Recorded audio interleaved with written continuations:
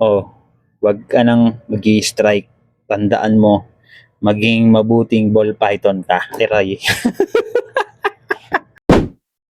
Check natin tong ating adult male amel or albino corn snake. So, adult na to. Ito yung size ng adult male na corn snake. Pero iba-iba din eh. May mas malaki rin dito. So, ito siya. At mukhang nakapag-shed na to kasi nung nakaraan pre-shed siya eh. Bago natin linisin tong kanyang lagayan. So, ito nga. Nakapag-shed na nga siya. Ito yung kanyang pinagbalatan. Ayan, oh. Buong buo, walang labis, walang kulang. Oh, mukhang maganda ang shading niya ngayon. Wala siyang stock shed. So ito siya. Di pa natin na-try ito sa breeding. Last season di natin siya nagamit. Pero this upcoming season try natin kung anong magandang i-combo dito sa amel natin na to. Tapos ito nga pala yung ating nilinis nung nakaraan. Hindi ko na videohan yon, in-upload ko na lang yung picture. Ito yung enclosure na dinip clean natin, pinalitan natin yung substrate, itong beddings na kusot, tapos nilinis natin overall. At syempre ang gamit natin doon ito, Zoomed Wipeout 1, pang disinfectant, cleaner, and deodorizer. So ito talaga ang ginagamit ko pag nagdi-disinfectant para safety din yung mga alaga natin, di ba?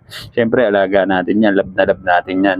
Ito available to sa Orange app. Lalagay ko na lang yung link dyan sa description, pati dyan sa comment section sa mga naghahanap ng mabisang pang disinfectant, cleaner, and deodorizer. Ayan, no?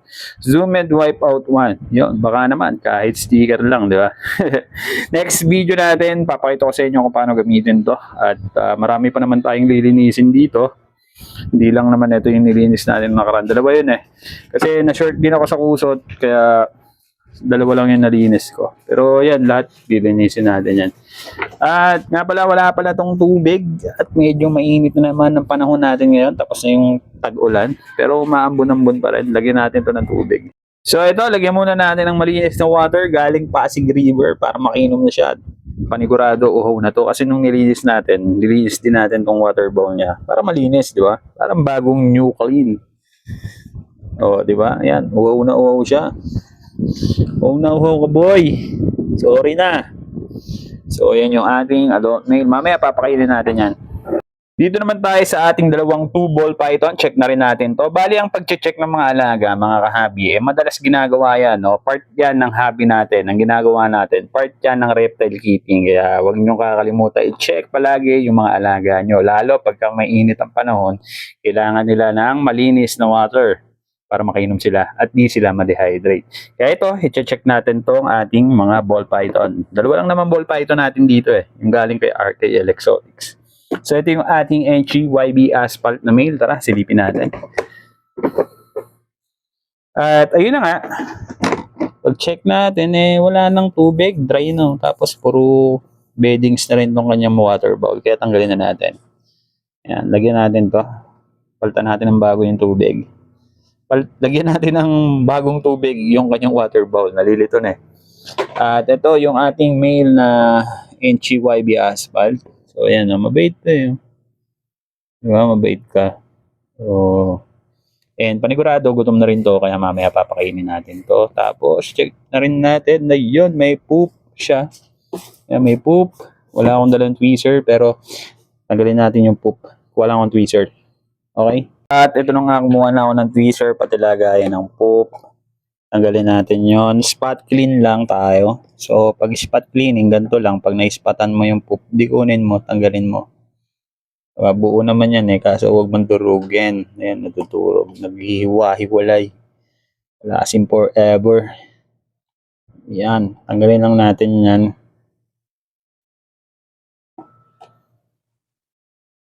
Steady lang siya dun, no? Ano boy, gutom ka na? Mamaya, pakinggan kita. Wait mo ako. Dinisin ko muna to. Siyempre, yung mga alaga natin, katulong tayo niyang mga yan eh. Bangis, may katulong, may tagalinis, may tagapakain. So ito, yan. Chinek pa natin kung merong poop. Siyempre, ganun lang ang diskarte. Check lang para malinis, di ba? Tapos, lagay natin yung kanyang bagong water. Alright, ito yung kanyang bagong new na water. Malinis na water galing Pasig River yan, mga men. Oh, di ba? Steady lang sa Gedli, mabait yan, no? Oh, di ba? Mabait yan eh, oh. Ayos. Yung isa naman. Naman tayo sa next natin na susunod. Lapag muna natin tong ating NC YB Asphalt na male. At dito naman tayo sa ating Super Pastel YB Asphalt Possible OD NC female. Ang haba ano na. Ayan, yung parents nila. So, check natin to. Yung pinakamabait natin na ball python dito. Wala pang palang mga pangalan to. Mga kahabi, baka may suggestion kayo kung anong maganda pangalan. So, ito, mabait to. Ayun, no? Diba? Napakabait niyan. Oo. Diba? Sabi sa inyo, napakabait niyan eh. Pero kunin natin siya. At mukhang kakashed lang din ito. Kasi nung isang araw o nung nakaraan, pre-shed siya. Grabe, ang ganda oh. Super pastel. Madilaw. Dilaw na dilaw, man. Ganda. Diba? Kakashed lang. So, ganda niya. Amazing. Yun yung kanyang pinagbalatan. Kuhanin natin. So, yung kanyang pinag-shedan. Yan, pinagbalatan niya yan. Tagalin natin to. Tapos, itong kanyang water bowl, palitan natin ng tubig, no? Para bagong new. Siyempre, linisin na rin natin yan bago natin ibalik yung kanyang water bowl. Spot clean lang din. Tanggalin lang natin yung mga poop. So, yung pagkaganto kasi hindi natin dapat i-deep clean, hindi pa naman palitin yung kusot. Tanggalin lang natin yung poop para hindi rin magasto sa beddings. Magkano rin yung kusot na yan, di ba? Magkano rin yung isang sako niyan. Yan, tanggalin lang natin, hanapin lang natin yung mga poop niya. Yun lang naman ang tatanggalin natin dyan. Hindi natin kailangan palitan ng beddings. Okay pa naman. Spot clean lang, sapat na. Di ba? Tapos check mo lang kung meron pa. Kung may naiwan. Yan. Pagka wala ka nang nakita, hindi ba kabulag ka nun? De joke lang. Pagka wala ka nang nakita, syempre okay na. Tabi mo na yan. Tapos, balik natin yung kanyang water bulb na may bagong new na water. Lagay na natin tong kanyang malinis na water galing Pasig River na bagong new. Oh. Huwag ka nang mag-i-strike.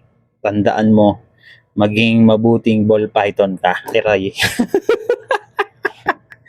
Ang bait-bait niyan. So, ayun, na-check na natin sila ngayon na mapakainin natin. Kasi gutom na rin yung mga yan eh. Wala akong pagkain. Alright mga kahabi, nakakuha na tayo ng pagkain ng ating ball python na si Super Pastel. Wala pang pangalan to. Ano ba magandang itawag dito? Yun oh, may strike na agad kasi gutom na yan. Oh. Kita nyo yung response niya, yun oh, inaabot niya. O, di ba? Ganun siya, puta, aim high, man. Sa taas pa lang, hindi ko pa nilalapag. Kilagat na kasi gutom na. Ayan oh, literal na ball python na may kagat-kagat na mais. Viewer discretion lang mga kabi sa mga hindi fan. Ano ba? Sa mga hindi fan ng live feeding dyan pwede nyo nang skip yung video natin kasi feeding na naman tayo ngayon. So ayan na natin yung kainin niya dyan. At next tayo para matapos agad. Para hindi na umaba yung video. Next natin mga kahabi itong ating male na Enchi. Ayan, wala rin pangalan to. Baka may suggestion kayo. So, yun oh. Walang takedown eh. Inagaw, in-steal eh. Hindi takedown yun eh. Steal yun eh. Nasa taas pa lang men, oh. Sinagpang niya na. Nag-strike na siya. Amazing. So, ayan. Ano natin yun dyan. Next tayo. Ang gagaling na itong mga to eh. Mga gutom na rin kasi. Diba? Ang ganda ng feeding response nila. Ang ganda ng feeding nila. Nasa taas pa lang. Ganoon no. Next na susunod natin mga kahabi, itong ating adult male na amel or albino na corn snake. Papakita ko sa inyo kung paano mag-take down ng prey itong ating adult na corn snake. Yan. Mga previous video kasi nakita nyo yung juvenile. Tapos yung tawag dito, yung mga hatchling natin. Ngayon naman itong adult male na albino. Yan. Kuha lang tayo ng pagkain niya tapos bigyan na natin. So ito ibigay na natin mga kahabi. Yan, lapag lang natin. Ayan natin siya yung mag-hunt para makita nyo kung paano siya mag-take down. Kasi yung dalawang ball python natin, nakita nyo naman na mag-take down yun. Kaya okay lang yan. At gutom na gutom, di natin masisisi. Ayun oh. Kita mo yon men. Strike sa bacon streak. Galing oh. Yun oh. Talagang one hit. Ang galing ng feeding na itong mga to, kaya nakakatuwa rin. So isa naman sa nakakatuwa sa kanila pag feeding eh. Handling, medyo okay din ang handling minsan pag syempre pag gusto natin hawakan yung mga alaga natin. Pero nakakatuwa din na part talaga ay yung feeding. Kita nyo naman kung paano yung pag-strike na sa bacon streak, di ba? Yan oh. Talagang accurate eh. Talagang one hit eh. One hit delete yun, men. So ayan. Hayaan na natin siyang kainin niya yan. At sa mga susunod na video, tawag dito, gagawa natin ng time-lapse video yung feeding na itong adult male na Amel or albino corn snake natin. Amel kasi is albino rin yun, iisa lang yun. No? Para lang mas maintindihan lalo na nung mga hindi naman nagkikip or nag-aalaga ng mga ganitong klaseng ahas. No? Hindi naman lahat ng viewers natin, mga keeper din. Meron din tayong mga viewers na hindi nag-aalaga ng reptiles. Kaya yun, kaya kung napapansin nyo, medyo inuulit natin yung term. Amel ay albino. Parehas lang yun. So ito, adult male Amel or albino na corn snake. So nakakita nyo na to sa mga previous video natin, yung morph na Amel or yung albino. Doon sa mga papisa natin, previously ng mga hatchling, meron tayong mga napapisa doon at mga pinakain na albino or Amel na corn snake hatchling. So ganito yon pag lumaki. So ito, adult male na to. Itong ating pinapakita ko sa inyo, adult male na corn snake na to. Yan ang size ng adult male and pwede na to i-breed by next season. Try natin kung ano maganda yung combo sa kanya. So yun lang mga kahabi, ayan, ginakagat niya na, nilulunok niya na, hinahanap niya na yung pinaka snout nung mais na binigay natin. Kita sa next video mga kahabi. Yun lang, alright, yeah, rock and roll. Kita sa next video. Wow.